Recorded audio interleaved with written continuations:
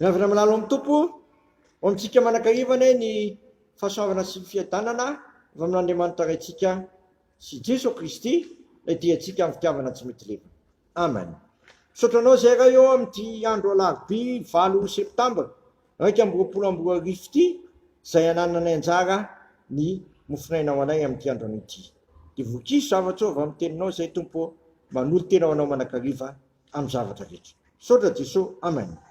Ny filazantsara ny Luka 7:1-20 no anjara mofinainao antsika amin'ity alarobia 9 septambra 2024 ity amin'ny anaran'i Jesosy. Ary efa natao batisa ny vahoaka rehetra, ary Jesosy koa efa natao batisa sy ny vavaka, dia sokatra ny lanitra ary ny fanahy masina nidina teo amboniny ka niendriny dia tahaka ny voromalala, ary nisy feo avy tany an-danitra nanao hoe: ianao ny zanako malalako, ianao ny sitrako. Amen.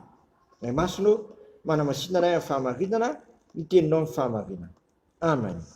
Zava-dehibe eto ry havana ny nanaova batisa amin'ny Jesosy. Jesosy koa mba natao batisa, ary efa natao batisa izy dia lazaina fa nisokatra ny lanitra. Ary tsy vitany hoe nisokatra ihany ny lanitra, fa nandeha feo avy any an-danitra nanao hoe: ianao ny zanako malalako, ianao ny sitrako.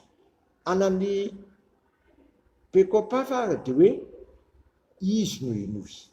Zava-dehibe ny lanitra misokatra, izay manolotra antsika an'ilay fanomezana ho an'izao tontolo izao, dia ilay Jesosy Kristy fiainana ho an'izao tontolo izao, sy fanafana ary fafana ho asy ianao.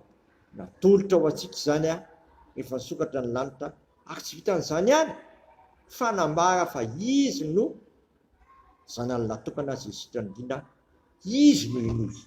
Koa amin'ity andro ity ry havana, tapohan'ny hevitrao, aza misalasala tsony ny amin'ilay fanomezana izay nampidinin'Andriamanitra ao antsika, dia ny zanany natokana izay nataony fanafana sy famonjena, ary nanana koa sy anaranao fafana. Marina ara-bakiteny ny tenin'i Jesosy hoe: raha ny zanaka no afaka anareo, dia afaka tokoa ianareo. Sokatra ny lanitra. Nampidinin'Andriamanitra ety amintsika ny zanany mba hatratra ny olona rehetra sy ny olona manontolo ny famonjena, ary tsisy tsy azo anjara amin'izany. Zava-dehibe ary manambara ny Kristy sy mizara ny Kristy amin'ny sehatra rehetra izay ananako sy ananinao fahavelomana, satria Kristy no ahafahantsika mandray ny lanitra misokatra. Ary Kristy raha teo koa no zanaka lahy tokony ho tratran'Andriamanitra ray, izy ny manambara azy. Koa eto am-pamaranana miteza aso ianao, tena naikan'i Jesosy Kristy mpamonjy sy tompo ny fiainanao, faharamanao an'izany ianao, dia tsy Jesosy ihany no sokafan'ny lanitra, fa izaso ianao koa ka fanao miditra malalaka amin'ny fanjakana be voninahitra. Amen. Misaotranao zay raha eo fa tsy hahavelanao mikatona aminay ny lanitra ao, satria rehefa natao batisa ny zanakao dia nisokatra ny lanitra.